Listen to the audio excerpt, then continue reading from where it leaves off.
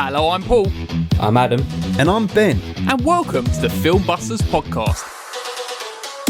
The film show with no filters, no prisoners taken, loads of disagreements, but one hell of a love for cinema.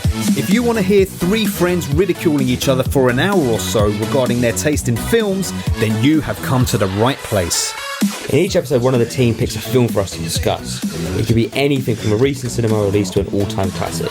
So, strap in and get ready to get mad or get vindicated as we guide you through the murky world of being a film geek. If you like what you hear, you can also find us on Twitter and Instagram using @FilmbustersPod. You can also find each of our individual accounts. I'm at Filmbusters Paul. I'm at Filmbusters Adam. And I'm at Filmbusters Ben. If you want to use your eyes instead of your ears, you can also visit the website at filmbusters.pod.co.uk. And if busting makes you feel good, you can also support us at patreon.com/filmbusters for exclusive content. Alright, can we just get on with this now, please? Filmbusters. What do you mean you felt weird after June? I don't know, man. It was very lengthy, wasn't it? It was like, was it 2 hours 40 something? And half of the films you enjoy nowadays are that length. I know, but this is the fact because it has no emotion or like personality, in my opinion.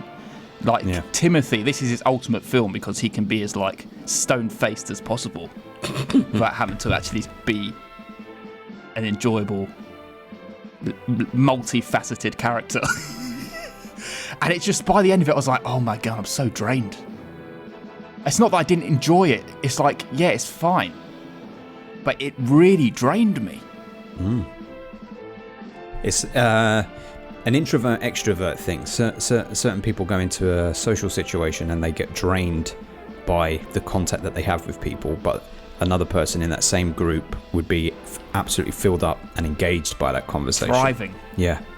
So it's probably the same experience people can have with a film of such scale. I fucking adored it, obviously. I know you did. There's too much sand. It's a lot of sand. Movie Drone, right? I've started listening to their episode today, and I was like, thank fuck some people actually are on my kind of level. Like, Mark seems to be on my exact level. And I agree with him. The first one is better. Like, I enjoy all, like, the seeing how the kind of kingdom works, and I love seeing Oscar Isaac and just, like, inside their domain and how all the politics work and stuff like that. That interests me. But this one is just a lot of sand. Like the whole beginning bit is just Timothy in the sand dunes, and it's like, let me do all this stuff to learn how to be a Fremen. I'm gonna have no hurdles along the way because I am the ultimate person and the ultimate actor of all time. So I'm never gonna get any hurdles in front of me. On this hurdle I try comment, will be ultimate. The hurdle comment, which you both kind of made, like, say, there is nothing that scuppers him on his way to fulfilling his prophecy, kind of thing. That's the point, because, and this is the point that so many moviegoers are missing, or so many initial reactions that I saw seem to be missing, is that, and this is a huge spoiler alert for anyone who hasn't seen Dune Part 2, so if you haven't seen it, maybe skip ahead by like a couple of minutes, or 5 minutes till we get to our normal bit, but the fact that there are no hurdles is the indication to the audience that this is not your heroic rise. You should not be putting your faith in this person. This is not a good thing, what he's done. He was not supposed to fulfill that prophecy. It was bad. That is a bad ending. People think that is a win.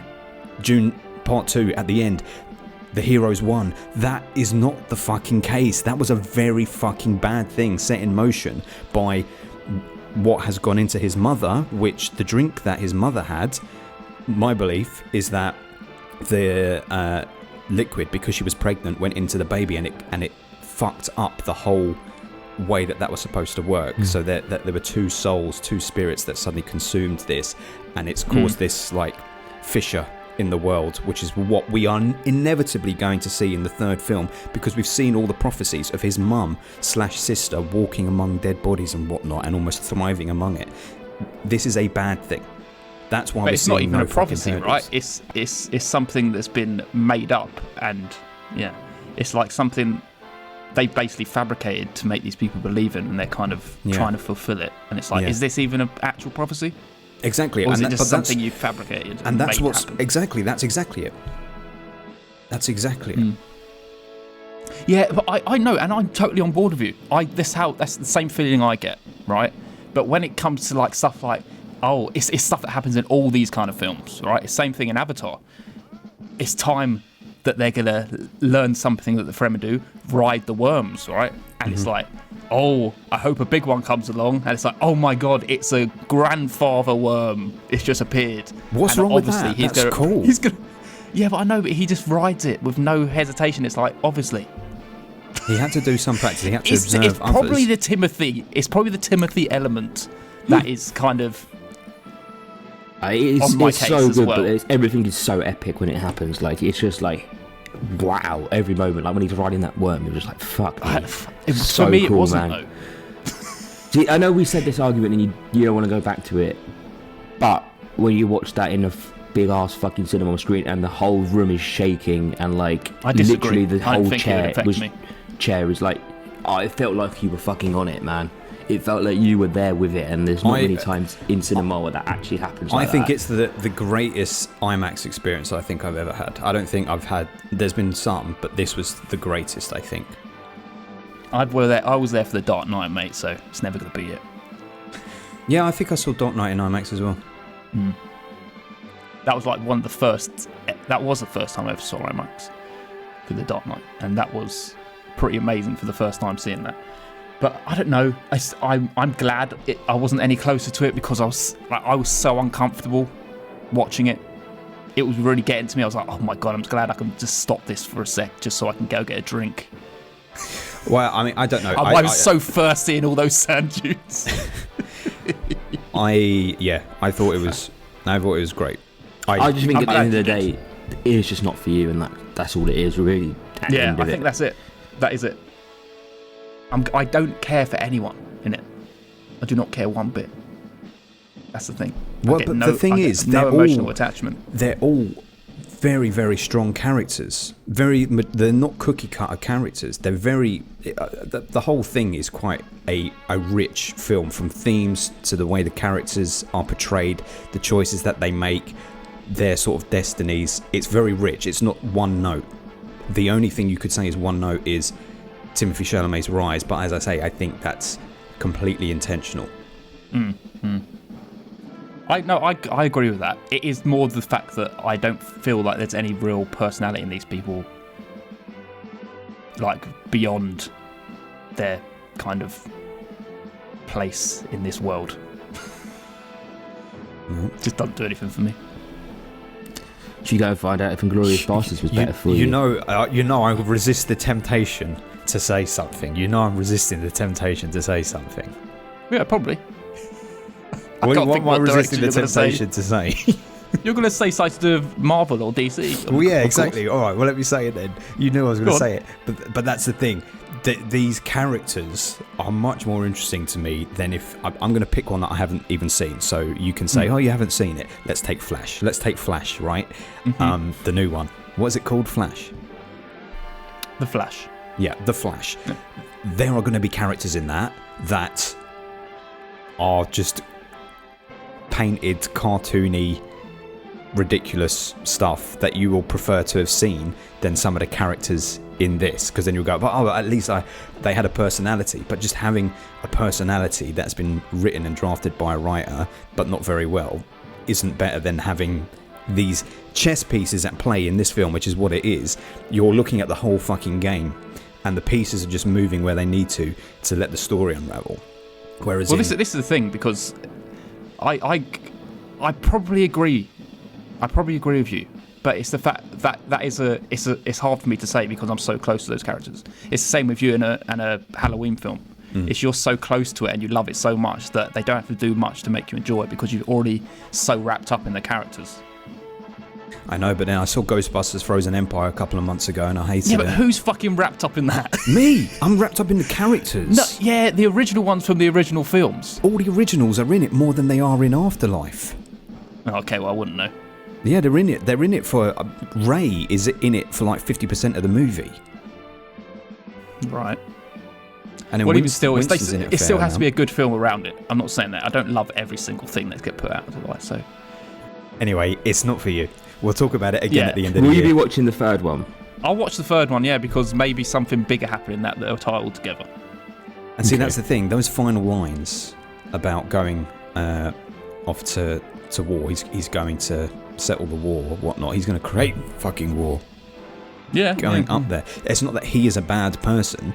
It's that all of the machinations that have happened around him are causing this to be the case. Like what happens the whole world over. It's religion. It's people put their faith in someone and something and do things in their name and create these myths, like you say. Just create the myths and the pathways because they say this is what's written and it's got to play out this way. It's destined to be nightmarish.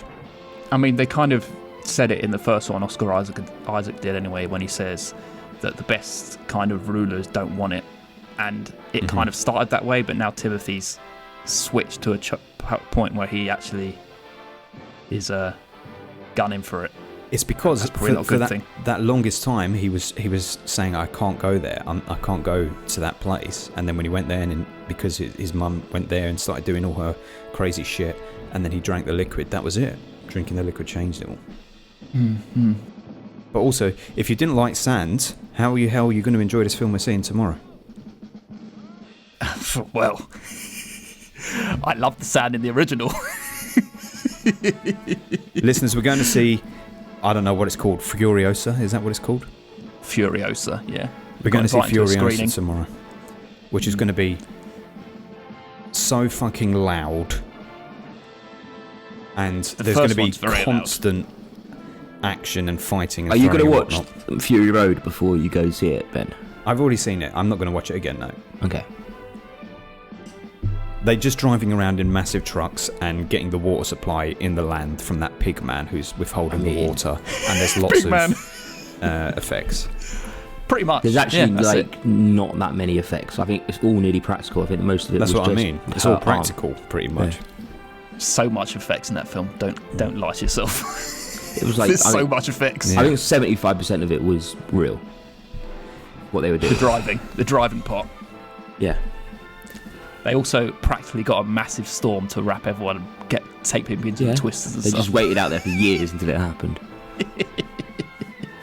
Well, I'm looking forward to it either way. I'm not super hyped on it, so that might help the whole situation. So yeah, me too. Yeah, interesting. Should we move towards talking about this film, what we're doing today? Nah, let's just keep looking like this. Exactly. So we're doing my choice today. We're in 1978. We are doing The Inglorious Bastards. This is somehow related to the Quentin Tarantino one. You can see the inflections of how it might have got to where it was in that reimagining. But that's what we're doing today. None of us have seen it, and I'm looking forward to what everyone has to say. But before we get to speaking about the film, we should say we got a Patreon at www.patreon.com/filmbusters, where you can get exclusive content. You can come on the show. You can suggest episodes for us to do. It's a lovely place over there. We're doing an episode after this episode. What are we doing, Adam? Oh, our top films of the 70s. Yes, our top 5. We're doing 5? Yeah, top 5, mate. Okay. What did you think? Top He 10? doesn't read nothing. He don't read the WhatsApps. I thought it was going to be 3 as normal. Oh, you crazy boy. You better get ready then. Mine was like an end-of-year wrap-up. We're going to be there for hours. No, because we're not going to talk in depth about them all. No. And anyway, it's like crossover. Guaranteed.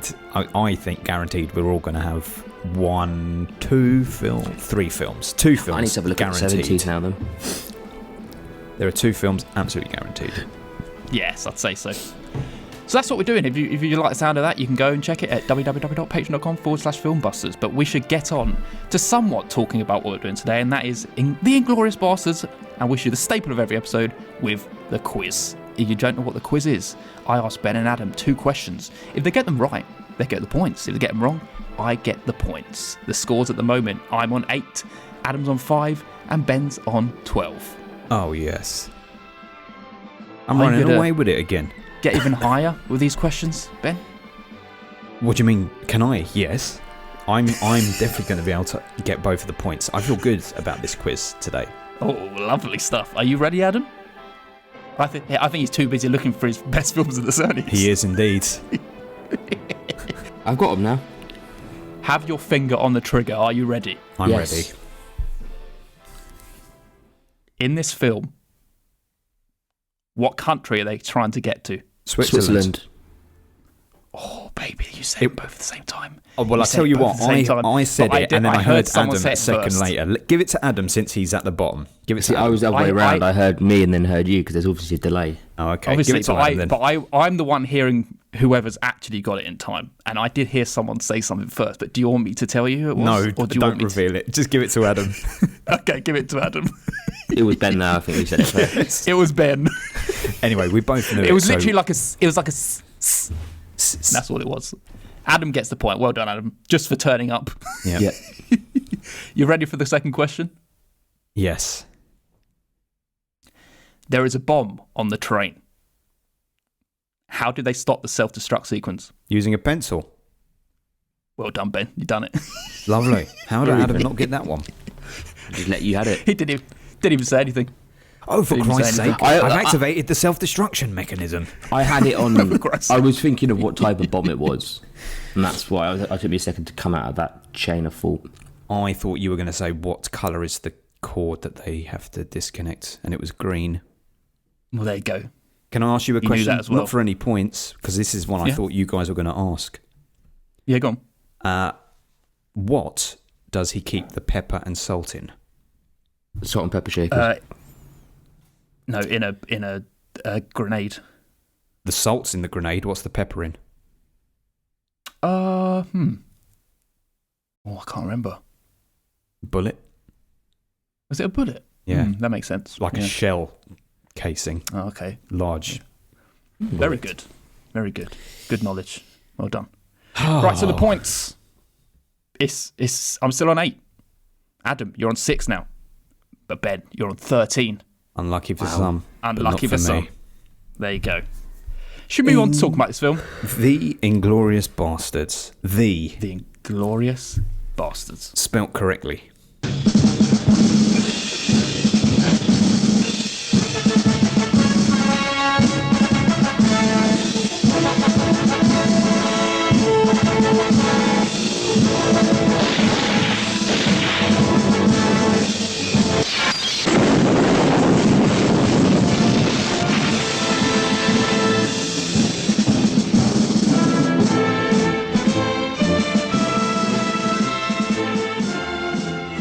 Right, everyone, today we're doing The Inglorious Bastards from 1978 by Enzo G. Castellari. This is a spoiler episode, so you have not seen this film. We're going to spoil it terribly for you, so you might want to go watch it first and then come back and listen to us chat about it. There's been no one at all that we've done in the film before, so that just leaves us nicely on to Adam telling us what the plot was.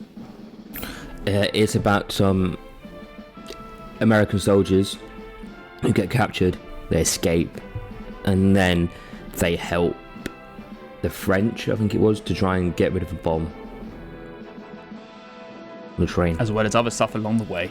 Yeah, but they're the main things. There's a train with a bomb on it, and there's some zip wiring, and And how did they stop the self-destruct sequence, Adam? they put a pencil up his bum. You watched the wrong film.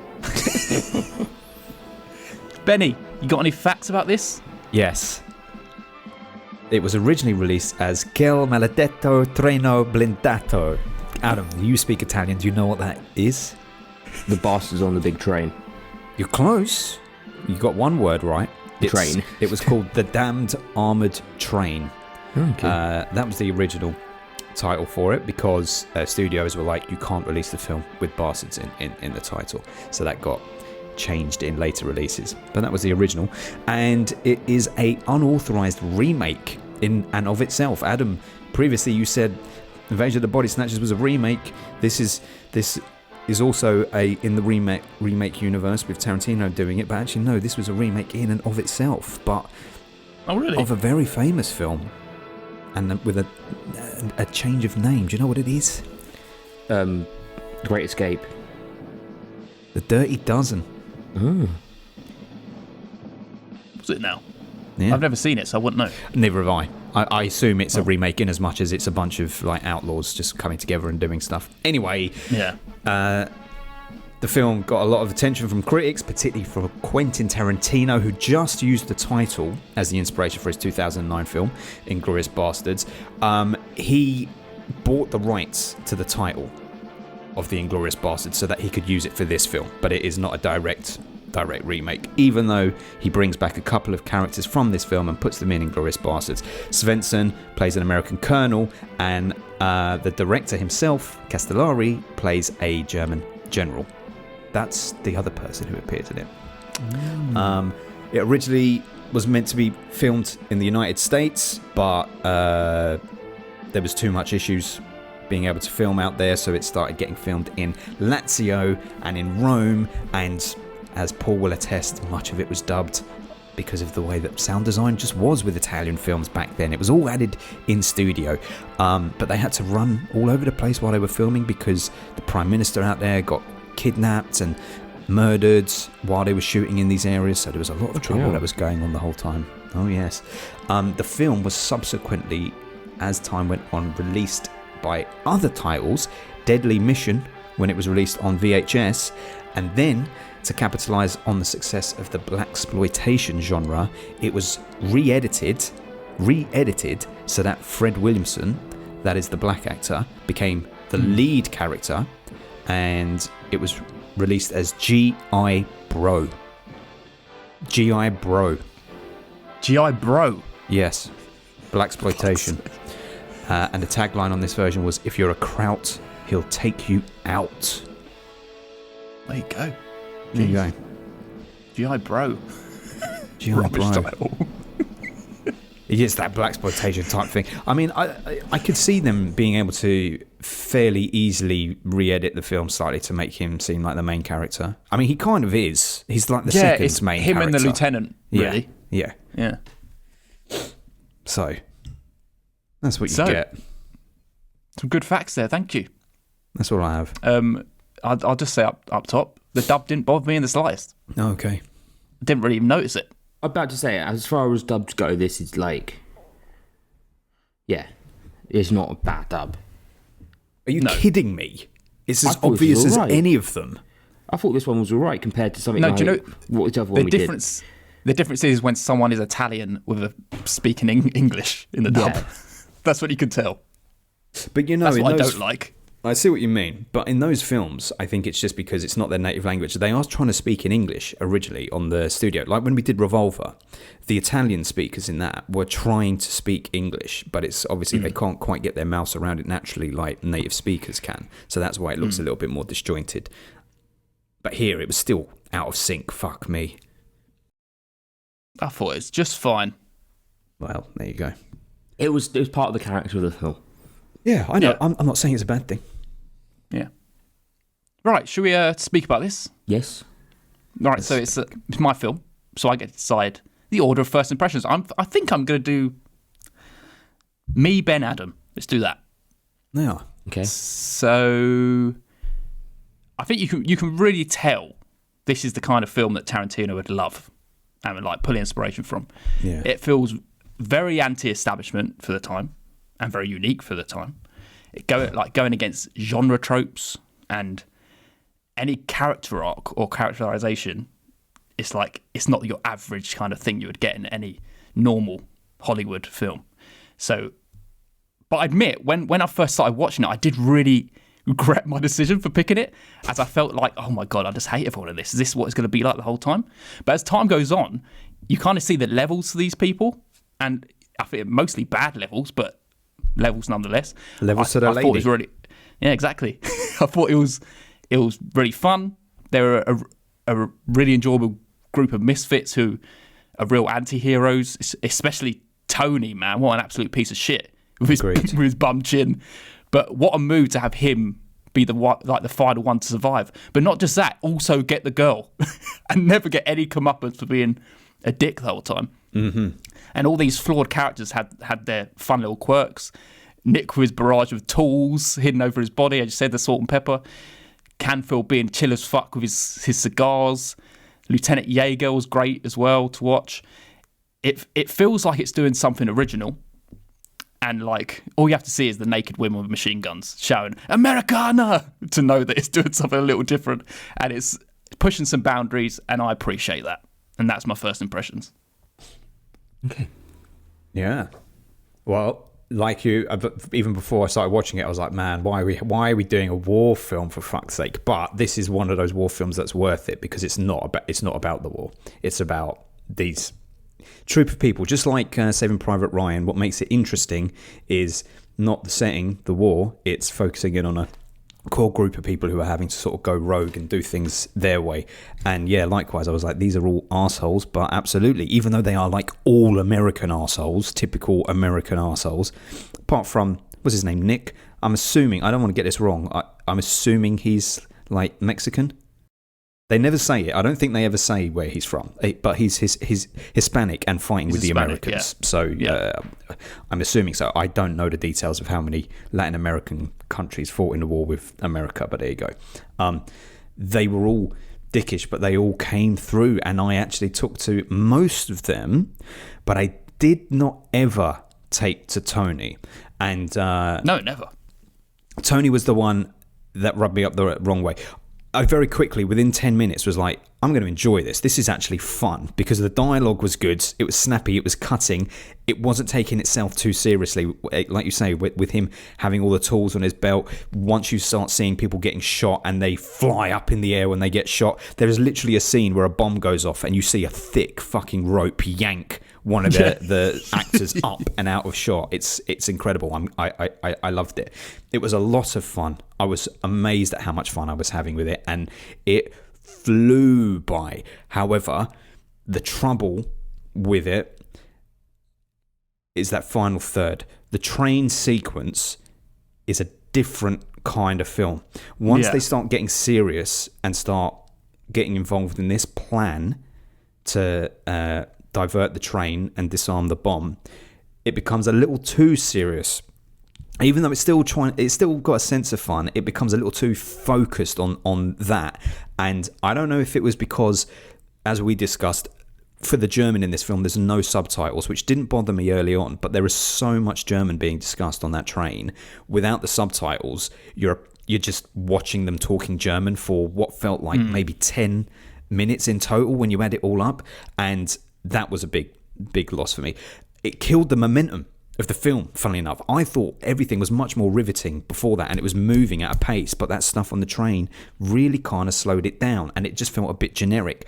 And third, even though they killed off everyone, which was ballsy for the most part, having Tony survive, the biggest arsehole of the group, who's a racist, a murderer, someone who doesn't really care about anyone else, and having him get the girl, the token girl, when already you've got the sweet soldier who was keen on her and her running into his arms, that left a sour taste in my mouth.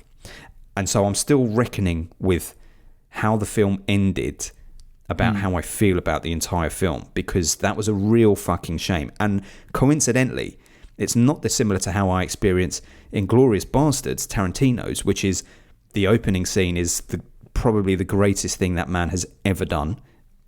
Incredible stuff. And then the rest of the film can never live up to it. That's fair. Go on in, Adam. I agree with you. I thought it was a good fun film. However, I also thought it was just fine. I just thought, this is fun, I'm enjoying this, but like it's just fine for me. And the more the time has gone on, I've realised, it was okay. It felt like a bit like a blown up TV series with a lot more budget on it. And it has its charms and it has magic and everything like that. But yeah, I just kind of was like, this is fine, I'm enjoying it, but it's not sweeping me off my feet. It's not doing anything to amaze me.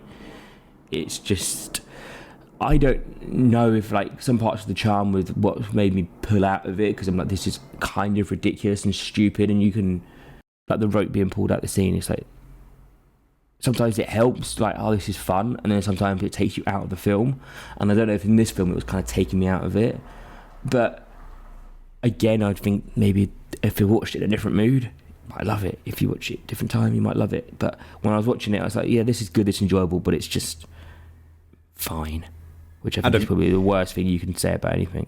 If we had, and this comes to the point we were making in the intro about Dune and environments you watch films in, that's fine. If me, you and Paul had watched this film together, you would have loved it. Yeah. You would have had a whale of a time. Yeah. And I know that sometimes when you watch a film for the podcast, it's like you try and wait for the moment to watch it in, and then when you run out of time, you're like, okay, I've got to watch it. I don't know if this is kind of what happened with Invasion of the Body Snatchers as well. It's like, I've got to watch it now. I don't necessarily think I'm in the mood for this kind of film. But then you watch it, and then like... It also always goes to when you're watching something with a critical lens that you could be like, you're overlooking it and trying to this make isn't it a into a film masterpiece. that you're meant to think critical about. This isn't a film you're meant to think about, I don't think.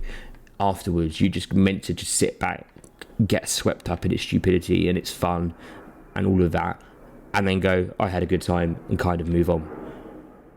And that was my experience. I did have a good time with it, and I did enjoy it. So it worked. Like, critically, in terms of being critical about it, I'm not really, because it did exactly what it needed to do in spades. It surpassed what I thought I was going to get. I thought I was just going to get some total machismo bullshit all the way through, but actually it was very funny.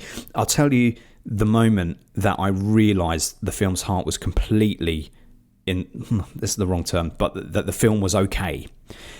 I wonder if you boys felt the same way. When the soldiers, Nick and Tony, suddenly realised there are naked women in paddling about, I was like, I wrote it in my note. What did I write? I actually wrote, the minute I saw those naked women, I knew the film was about to go somewhere awful. Because what I thought was they're going to be totally... horrible. They're going to be grabbing the women. The women are going to be fawning over them and whatnot. And the fact that they spun it as soon as they saw the black guy, and when Americans have got guns out, I was like, excellent. That is naked with these machine guns. Yes, that was fantastic. I mean, I'm pretty sure there were no Nazi women in the lakes with machine guns on standby during World War II. But hey, it's that kind of film. I loved it. And in '78, to do that in '78. That sort of level of tongue-in-cheek, that's great. So I was like, okay, props. You've absolutely got me. Absolutely. And I agree with you about the last bit of the story. It does. I think that what makes it cool, this, is it feels like a road movie, right? They're just going along this trip, trying to get to Switzerland, and they encounter loads of different things along the way. And then when it gets to this point at the end, it's obviously like, okay, we need to build this up to something big. Which was the literal title of the film.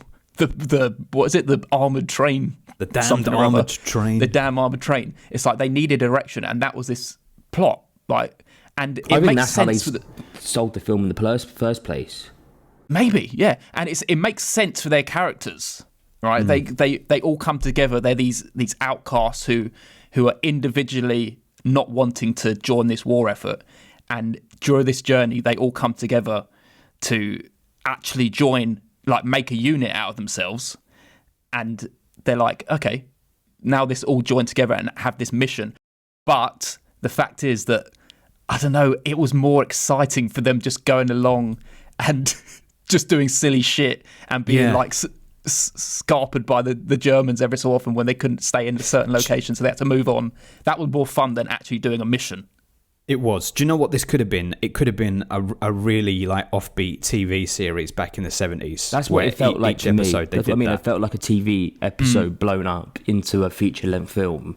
But what a TV show that would have been. Yeah, that would have been fun. Yeah. Yeah.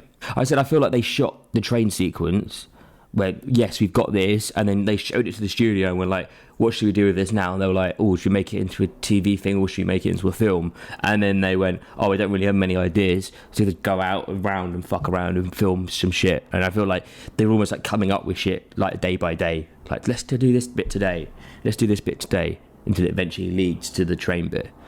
I feel like they had that idea and then they've bolted the rest of the film on together. Because again, it maybe feels like each individual bit leading up to it could have been an episode of TV. They could have been a half-an-hour episode of like, yes, they escape from prison. Yes, they find this bit. Yes, they do that. They do this, and then they like the serious finale would have been the train bit. Yeah, but so refreshing, like all that stuff leading up to the train bit, because it is just watching these guys kind of learn to really appreciate each other, and the whole fact of when.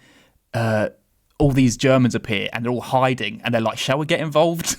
And like, you're just seeing Canfield and Jaeger just sitting behind there. He's like, yeah, go on then. Just do Yeah, something. I know. And it's like, it's I fun. liked that because it was like, this war even ours to Yeah, fight? Like, do we even exactly. get involved in this now? And the fact that there was kind of a level there with that German soldier, the fact that they were on the level with him, because like he was like, fuck this war, this is intolerable, why do we keep killing? They weren't going to kill him. It was kind of nice because it was like, we're not really fucking enemies. It's the people in power who have sent us to this war because of what they've done. We're just people. We're still getting fucked around. We just want to get out of this hell. Do you reckon that's come like more after the Vietnam War has happened by that point as well in America? And then when they're making films, they're making that kind of a little bit more in mind. What like, year was Vietnam? It was it was like 65 to 80 or something like that. And so then when this film was made, this was made at the end of the Vietnam War when people were like, we hate war now. Yeah, that's definitely it. And the thing that... That's what I made. If they made this film in the 60s, it'd have been like, hell yeah, war's cool.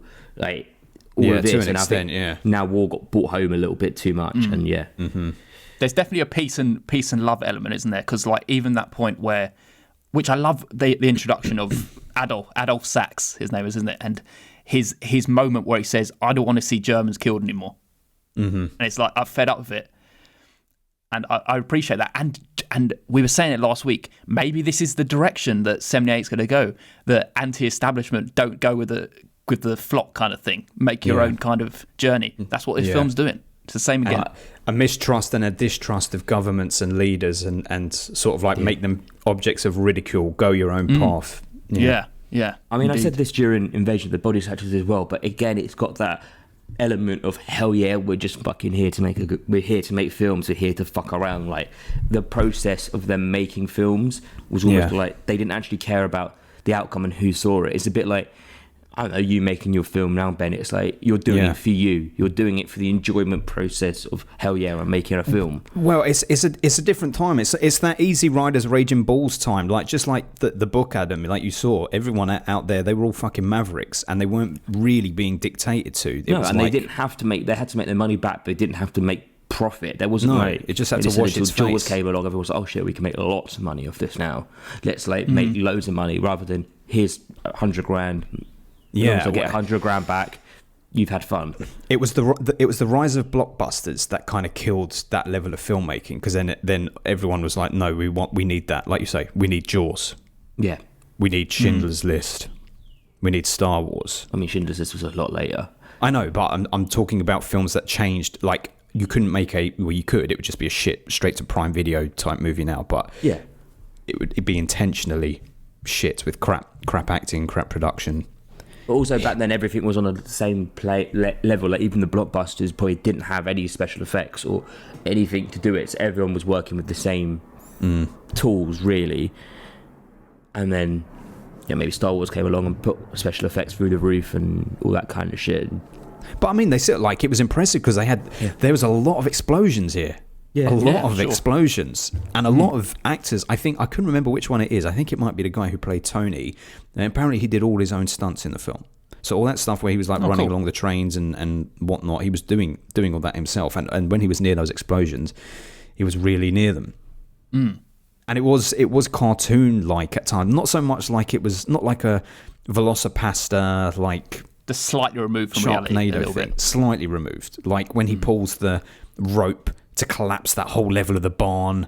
Yeah. And when he, they're being marched by the Nazis who have him at gunpoint, and then he suddenly flips a stack of crates or whatever they are that swallows them all up. And it's like, mate, that wouldn't work in real life. And just fun little moments like when they find a grenade and he throws it to Tony and Tony just throws it over his shoulder. Just and it just explodes. Like, it's fun. There's loads of fun little bits in this. And like, There are. There's that bit where they all dressing up as the Nazis and they find it hilarious. They're all in the Nazi costumes and they go to the checkpoint and they pull open the truck at the back and then Campbell's there, he just does a little shrug. That machine shrug. guns everyone down Before he guns them down. Yeah. Now, And just great his moments. His name was not Bongo. No. No. His name was something. Tony I just kept calling him Bongo. Yeah, that was the racial slur that he was saying because he said, "You guys, you eat each other. It's like you have someone over for dinner and then they're the dinner kind of thing. And it's like they're saying they're cannibals or Except something. he didn't say guys. He said the N-word. Oh, did he? He said the N-word. Yeah, many times. I don't even remember. Many times. And that's when I liked that when they went to that racial area, and then quickly that lieutenant shut it down, and he was like, I'd much prefer it if we could avoid this racial bullshit. I like that line. Like that. I like Great. that delivery, because it was on both sides. It was like, fucking leave that out of our situation right now. That's Exactly. the last thing we need to be dealing with. They're all about the peace. That's what's cool about this. And this is the moment where Jaeger and Canfield kind of become the two leads, really, side by side. Just like he's fight for him and they're both fight for each other kind of thing. He Which has is that nice. massive green cigar that he never loses for the rest of the film. Yeah. I love that as well. When he gives him the cigar after he's been shot, Canfield, right at the end. Yeah. He's like, it's a nice moment, sweet moment. It feels weird to say this, but see if you understand what I'm saying. Probably it ties in with the Vietnam thing. There were times when I was watching this when I was like, this is reminding me of Predator. Yeah. Predator just came along with a bit more money and a bit more stupidity. No. Well, Predator, by comparison, it was a chore to get through. I would, every day of the week, watch this over Predator. This is a more enjoyable film. I'm not saying it's a better film on the grand scale of things in the filmmaking and whatnot. For me, this is a much more enjoyable film than Predator is. It's probably the fact that Predator's kind of housed in kind of a genre, and it's got loads of the tropes, and where this is kind of its own little beast, and it's like you can't really expect what's going to happen. It's just a bit more exciting. It's a bit more explosive in and of itself. It's a bit erratic. More free. Like, it is freer, yeah. That's what I mean. It's like it goes back to the whole thing of we are just here to make a fucking film, and whoever sees it. We've had a great time watching it. We're just going day by day with just having a great time fucking around. I don't know. Yeah. Literally fucking around, man. At one point, Nick is when they're trying to save Canfield, and Nick is going around shooting people with a catapult. Mate, how ridiculous was that? Why were people getting hit by a catapult and then collapsing like they've been shot in the head? What was this, Bart Simpson shooting everyone down over here? But I just went with it because I really liked the Nick character. He was a cool little character, just all his gadgets and like quirkiness. It was funny. Yeah, he was a cool character. I liked it when he was talking to that guy towards the end, where he was like, "Oh, you speak English?" And he's like, "Yeah, I speak English. Son of a bitch, fucking bastards." He just walks away. Just little moments like that. It's great, man. And the whole zip line. The zip line thing was cool. It was very cool. That's the moment when they really all came together. And that could have been the saving grace of the whole film, to be like, okay, they've made themselves into a team now. They were so independent of each other, and now they've come together for this job. And then you have the train afterwards, and it's like now they've gone from being a team to joining the military again. And it's like, we didn't want them to join the military again. Well, exactly, yeah, but it was kind of like we'll do it on our terms. Like, we're the outlaws. Like, we will stop the war in our own way. We'll fight our own war outside of the rules that you put upon us. And him just blowing the train at the end was like, okay, that's cool. After 20-25 minutes of it being a bit stagnant, cool. You've killed yourself in honor of a bigger picture. That was very selfless. But I've got to say, that fucking toy train set that blew up was like, oh man, I can't take this seriously. You could tell. You've lost. lost. Maybe a part of it now. It's like, when you are watching that critique, I was saying before, there's certain things that happen in a film where you're like, this is fun, and then there's certain things that happen where you're like, this is a little bit too taking me out of the film. Yeah. And I like talking about the scenes now with you. It's like, that's how they should be watched. This is like, if we were watching it together, like you said, we'd have a great time. And it kind of should be watched like that. But when you're watching it by yourself, thinking, I've got to do something on this, we've got to talk about this later on, you do look at it slightly different. Yeah. But yeah. I do enjoy the journey to the train, though, like how they got to that, where poor Adolf, man, he gets shot. And it's like, it's just a miscommunication between the two of them, because the people he's speaking to... That was such a great reveal. ...are Americans. Like, they're Americans, but because he turns around and says Americans, They think they're being revealed, so they shoot him, and it's like, oh man, it's such a good little me play. Of something from another film. I can't think what it is when someone says something and is killed for the wrong reason, and then you find out afterwards, they were trying to say this. I was so confused at the moment when he did that, because I was like, wait, why have you done that? Because if they're Germans, why would you warn the Americans? Why wouldn't you just lead the Germans down and kill them? And why is he being so happy about it? I know. But even now that we're in grasp of the facts, which is that they were Americans undercover, like, handle that better, mate. Don't just turn around and go, he should have told him first.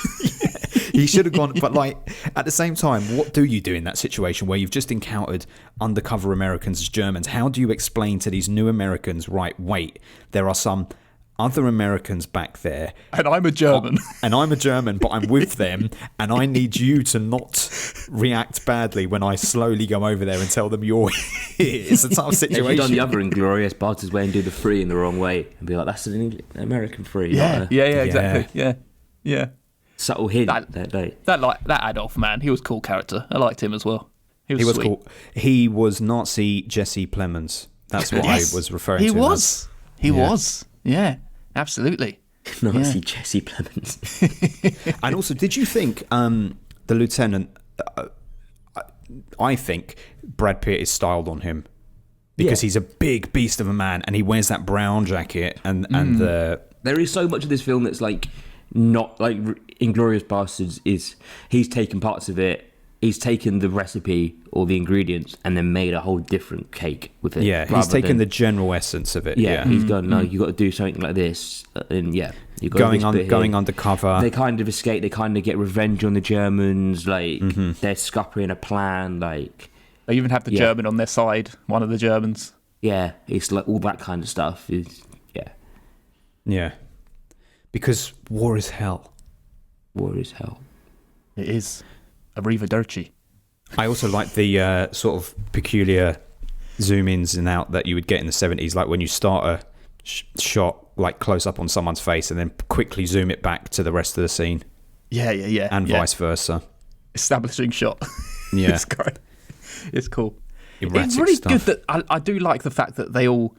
Well, really, Canfield, he's probably alive, right? Who's Canfield? Canfield Bongo. is Bongo. Yeah. Right. Okay. Use the racial term. No, but that's because that's what he was referred to as in the film. Yeah. I think he died. Do you reckon? I think Tony's the only one who's alive at the end. I know that he sort of pushed him out the train to be like, so that you don't have to get caught in the explosion or meet these Nazis at this station waiting for us. But I think he's dead. Probably is. It was pretty close to it. It was like in his chest, wasn't it? The bullet. It was, yeah. Yeah. But once they got on that train, they were being very relaxed about the fact that they were on a train full of fucking Nazis. Like, they were turning their backs so often. It's no wonder they all got shot. And when they first got on the train, one of the Germans was very suspicious, the way he was looking at them. But nothing comes from it. Exactly. But I reckon if we had subtitles, that's what I mean. If there were subtitles there, that lieutenant would have said something that makes us go, oh, you shouldn't have said that. Or he's clocked it because you've said that kind of thing. Yeah. I definitely think that there are meant to be subtitles in that scene, don't you? Someone's uploaded it onto Amazon and they've literally the rights have expired to this film and they've just loaded it onto Amazon and Amazon's gone, okay. Like it hasn't done like a quality check. It's just, I think they're just buying films with rights to like batches of films, load them up and be like, okay. Out of curiosity, I would spend a couple of quid on eBay to get the disc. And just to see if it's on the disc, to see how that scene plays out with subtitles. I imagine it's on there. Yeah. I wanted general subtitles as well. Sometimes in the film, like, and there wasn't even like that option. No, but because of the dub, the audio was very clear.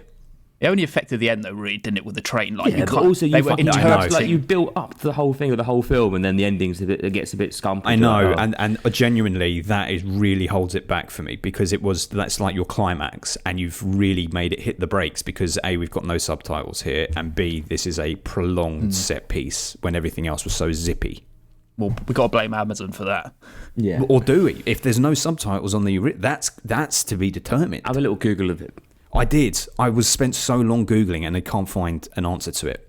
You can barely find any information about this film out there because everything's defaults Have you tried to looking on Tarantino's. YouTube to see if any of those scenes are online on the train? No. Shall I have a look quickly? Yeah. Just for context. Well, I think for my film next, it's going to be a similar situation we're in. Well, you know when they were doing the roll call at the beginning when they were calling the soldiers, one of the soldiers was called Lebowski. Yeah, and he was. wondered, I thought that. I was like, shit, is that like... I wondered if the Coen brothers had watched this film and were like, okay, a soldier who was naughty, let's make that the name of our protagonist here. Someone who didn't like the war. I can see this film inspiring people like Tarantino and the Coen brothers and stuff like that. Because if this was on when you were a kid on TV or something like that, you'd be like, wow, this is fucking amazing. And this fits into that kind of like, it's not serious, but it's not just it's not stupid. It's in the middle. It's not just stupid art. It feels like the A-Team. I don't know. I've never seen the A-Team TV series, but I feel like this is what it would have been like. It's entertain. It's highly entertaining for a lot of its runtime, and it's short, which really works for it. If this had been 20 minutes, half hour longer, it would be pushing it. For sure. I just checked YouTube and the scene's on there and it's got no subtitles. Okay. Yeah, well, if that's the case, then that's a bit of a... Surely it must have. There's so much German. Well, but back in those days, for this kind of film, which is kind of like guerrilla filmmaking, they probably didn't do subs because that would have cost money to burn them into the print. You're just meant to go out and learn German instead. Yeah. I mean, sometimes it works if it plays it correctly with the fact that you don't understand worked in the what they're beginning saying. of the film. It worked in the beginning, yeah. It didn't work on the train at all for me. It was a big hindrance, which is like unfortunate. there could have been something like that inspired Tarantino for that whole three finger scene where it's something that's not German is said. Yeah. So there's a suspicion that arises. A wrong word but the fact or that something. nothing comes from that, I feel like maybe there isn't. Yeah. When I think I said it on the chat, did your film? I think it was during the train bit because in the beginning it was just like it happened so quickly, and you're like, and they explain what's going on. That felt like it shouldn't have had it, and then it was only at the end when I was like, hang on a second, now this feels like it really should have had something here to help. Yeah, for sure. It would play at the Prince Charles, hands down. Oh, yeah. I reckon you stick this on the chalkboard at the Prince Charles and they'll have it on. And I'll tell you what, if you told me this was playing at the Prince Charles, I'd go and see this on a big screen because I think that would also be a room cool. full of people as well. Like again, like you said, like it is meant to be. I don't like that bit. I don't like the room just full of alone. people bit. But good people. Yes. If Two people. If this is on at the Prince Charles, everybody going to see it will know it to some extent. Yeah. Or they thought it was the wrong film and then they'll leave at the beginning because they thought it was everyone. Yeah. They fuck, this is the wrong one, we'll just leave. Yeah. Then you will be on your own. It was fun. It was nice. It was good fun, but at the end of the day, I thought it was just kind of fine. Like, I don't know. Again, I'm enjoying it so much talking to you guys about it. Like, and reminiscing on like the stupidity and not the stupidity that happened, but like the events and the situations. Yeah. But, yeah. But what did you think of the Tony ending, Adam? What, when he didn't die? Or like he was the only one that got away? I don't know. Again, I think it was just like, okay, I think I was maybe, again, like you said with the German subtitles not being there, you're almost a bit lost about what's going on at their stage. It's like they've just blown up a train. They've seemed to have sorted everything, but everyone's kind of dead and everyone's kind of not dead. And then it kind of just finishes. Like, it was like you said, it's like, it's not like, it doesn't go out on like a whimper, but it goes out on like, I don't know, like a fire alarm almost. Nice analogy. I like it. They do drop. Unfortunately for me, that is the lingering thing, is that they drop the ball on too many things at the end with the lack of subtitles, the fact that the set piece is too long, the fact that they have Tony with the girl, the fact that the Toy Town train track is what's blown up. All of it is a little bit like, you were doing so well. I was rooting for you. The thing is, in another film, like we've had films like this come after this, right, where you have these anti-heroes all coming together and they're clearly not nice people. But the Devil's fact of the matter Rejects. Yeah, exactly. The fact of the matter is, they will win you round come story's end, and you're not exactly forgiving them, but you kind of like, okay, well, he kind of done something to make us think, okay, at least you tried, right? Where Tony doesn't. He doesn't really get like his own kind of hero, we're going to kind of forgive you here moment. No. The only thing that he does that is remotely human or decent is at the end when he's coming to the sweet guy, the soldier who's just a bit innocent. Yeah, to find and he's him. like, we did it. It's like, oh, he's trying to share the joy. He's saying we did it. And then he realizes he's been killed. But that Tony, I regardless of him being an asshole, the actor who's playing him is playing him very well, because it's not just him, his character as it's written on the page. It's the way he's delivering the lines. He's like a snake. Like if he says absolutely. a line, he'll say it like, "Yeah, I've got a handful of apples. I love apples." It's like that's weird. Why are you delivering the lines like this? You make me uncomfortable, which is good. That's what you're making this character come to life.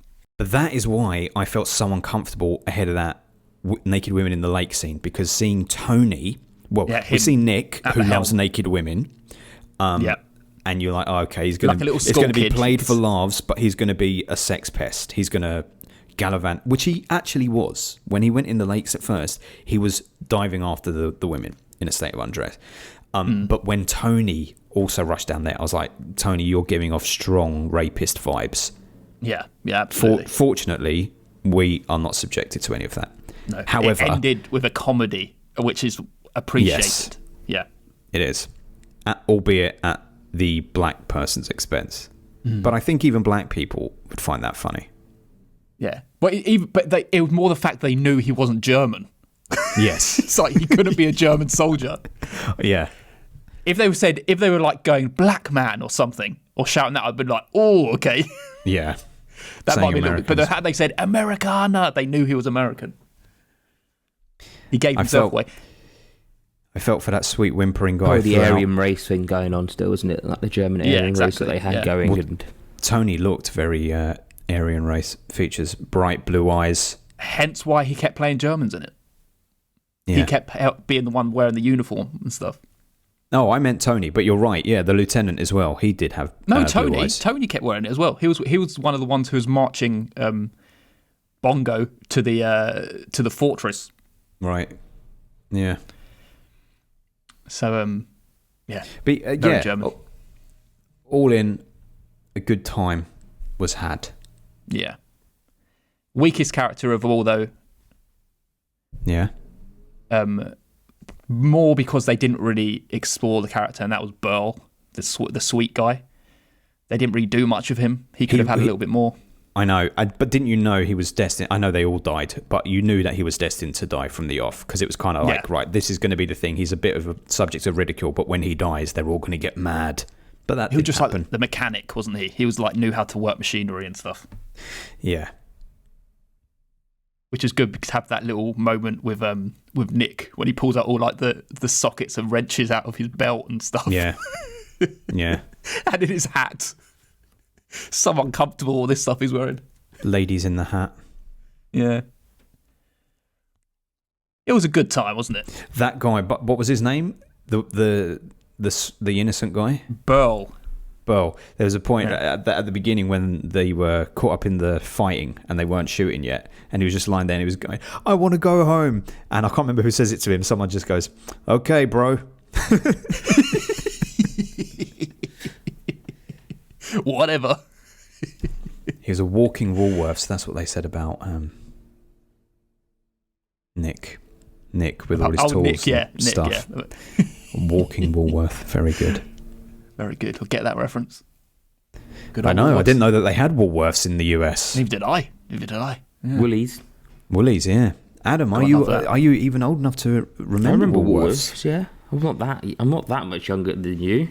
Mate, you're 8 years younger. I think Woolworths shut when I was 8. No.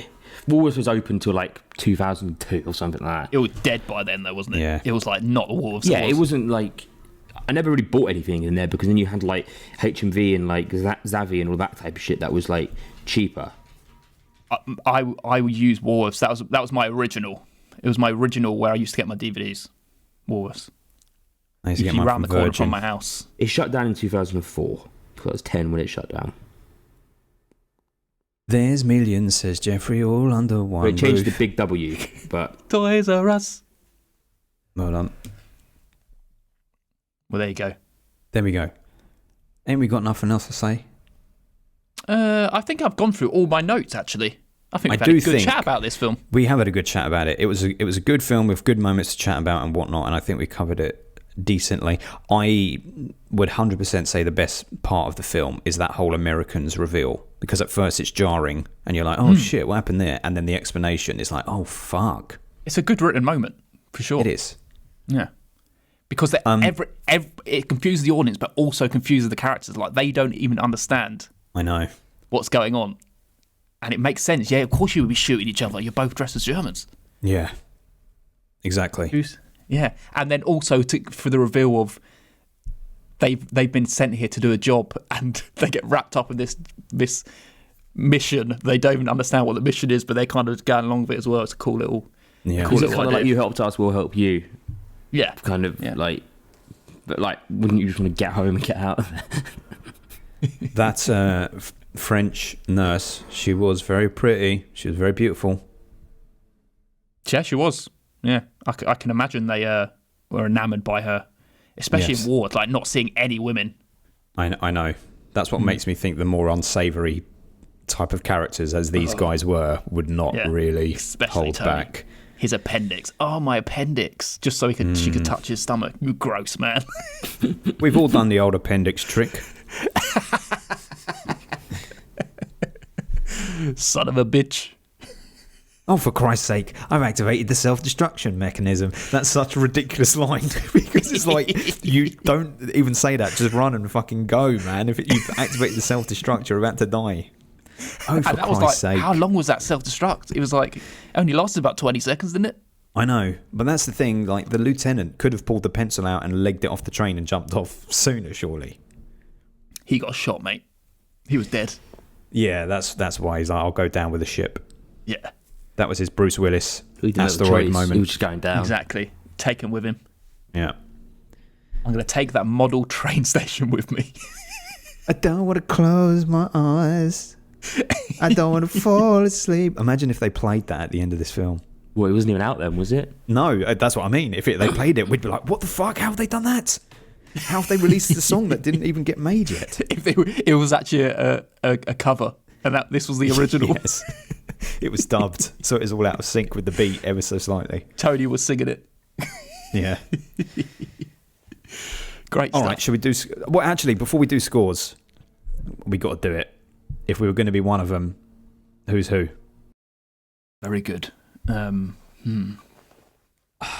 I think you're a Canfield character. You're a Bongo character, Ben.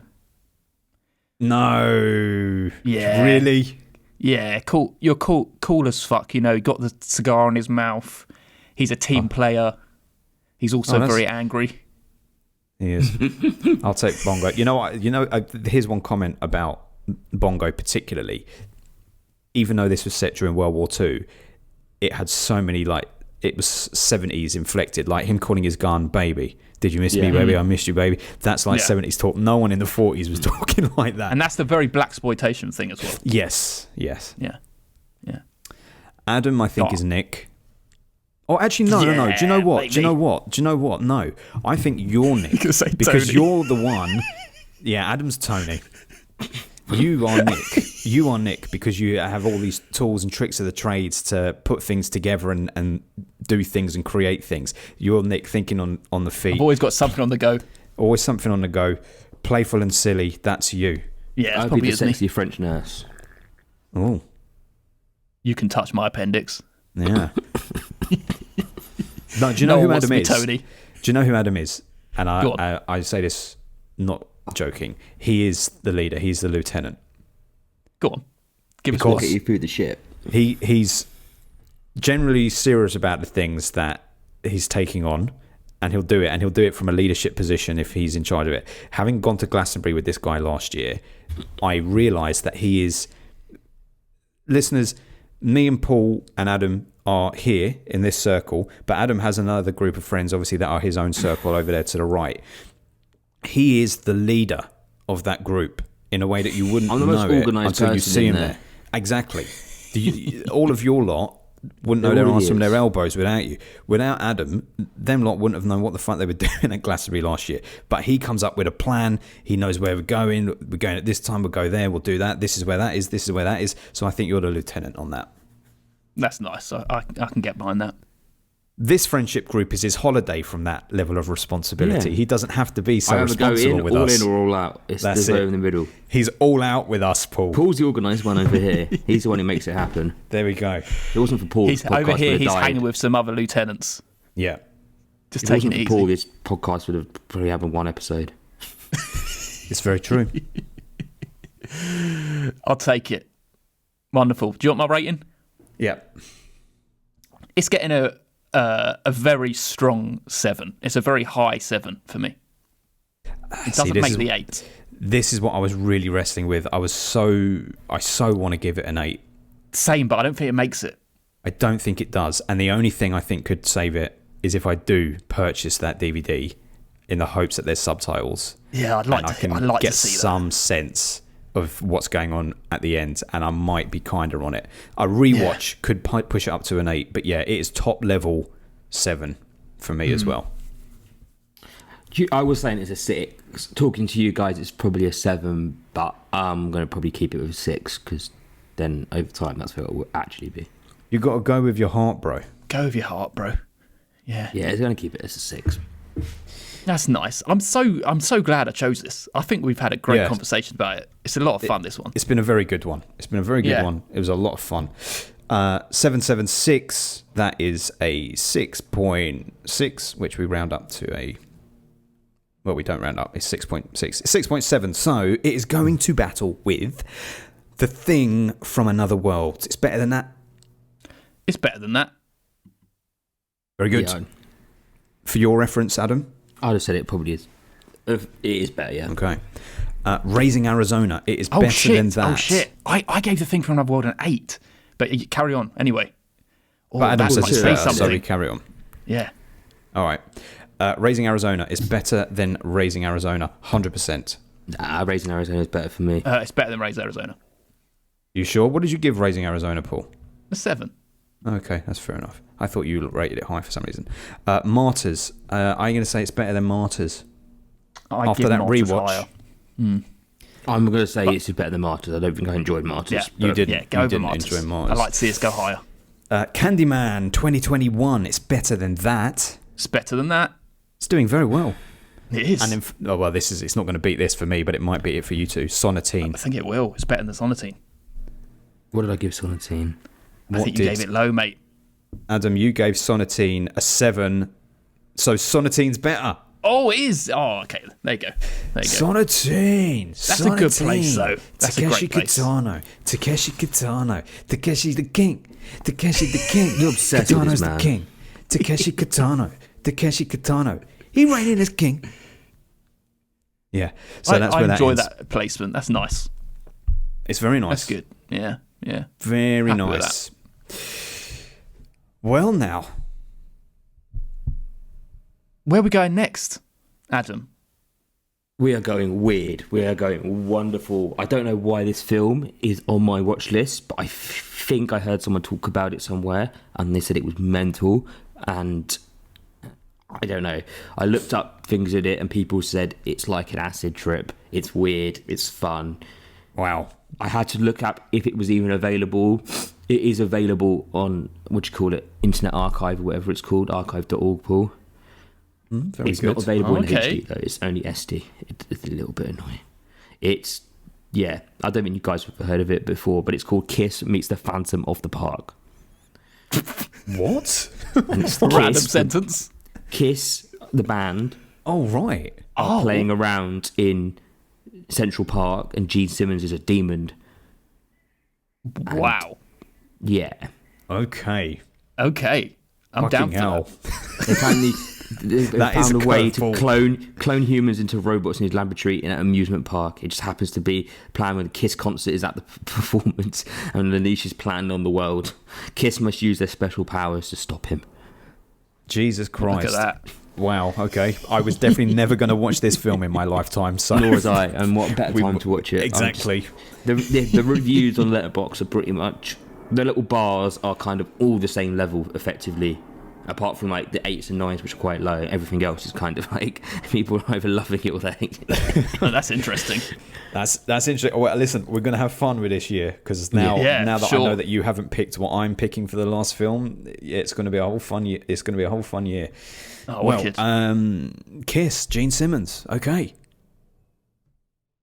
When are we going to be recording? Because listeners, now Paul is going on holiday at the end of this week. The beginning of next week. Yeah. So you're back beginning of June. So we'll record like that first week of June. Is that what we said? Yeah. Yes. But me and Ben might do one in the middle if we can sort it out. We might be able to squeeze one out. I'll be excited if you do, though. That'd be nice. I just want to say something as just the last thing before we sign off. I know what Adam's stance is, but Inglorious Bastards or Invasion of the Body Snatchers, Ben? Inglorious Bastards. Same. Yeah. Same. Yeah. I mean, there you go. The thing is, it's I enjoyed it all. Like Inglorious Bastards, Invasion of the Body Snatchers was good for all the reasons we discussed last week, but it also felt a bit more like, right, I've ticked that now. I will never watch this again. Yeah. There's nothing that calls me to watch that again. Whereas this, don't you think it feels like Inglorious is calling for you again in some way? Like, maybe I want to watch this again. Yes, it's making me think of a film we did in the past where we were totally low expectations and we're like, oh, actually, this is really enjoyable. I can't think what it is, but we've had that a few times on this podcast. That's nice. The beauty of this podcast is a film like this, which you almost semi-write off before you've even watched it. Velocipasta. Yeah, but for Velocipasta, we were all primed to like that. Or that other one, Blind Fury or whatever it was.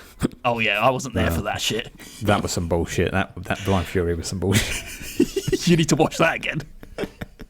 I need to watch that sober. Would you know what I'd like to do? I'd like to all get together and watch this together. Yes, that would be nice. That would be fun. Yeah. That would be fun. Or a screening, if it ever happens. That would be really great. Yes. Anything like this. Wonderful stuff. Right, so before we sign off, we just got to say a big thank you to some big people who have supported our podcast, and that is our wonderful patrons. If you want to become a patron, you can become a patron at www.patreon.com/filmbusters, and you can become a patron, just like the likes of Luke Bennett. You can also join Katie and OT from the For Your Reference podcast. You can join Jamie Russell, the guy who sent us down the path of 1978. You can join Francis Siberini. You can also join Steve and Mark from Movie Joan. You can also join Julio. For some reason, we're doing these in a very peculiar order. Keep us on our toes. Keep us on our toes. And Julio is who you can also join. You can also join Mr. Nerdrovert from Albuquerque/Texas, wherever it is. Yes, you can. You can also join Brent from Home Video Hustle. And you can join the boys Steve and Mark from Movie Joan. Done it already. We've done it already. And you can join Mr. Luke Human. There we go. And finally, you can join Mr. Sean Panda Nicholson. Steve and Mark from Movie Joan have got to pay for another month subscription because they got their name read out twice. Yes. There you go. Sorry, boys, but that's how it works. So good. You've heard it Felt first. to shout them out. Good old Steve, who was doing a run in the marathon, raising money for Kent Wildlife he did the Rescue. Marathon? Yeah, he loves running. He's running all the time, man. He's running all the time. Yeah, dude. Respect. Looking like the Terminator. He was looking like the Terminator / Robocop over there. Thank you, wonderful people. And thank you, Inglorious Bastards, for a wonderful little watch. And I guess we'll see you next time on what, Adam? Kiss meets the Phantom of the Park. What a title. Filmbusters.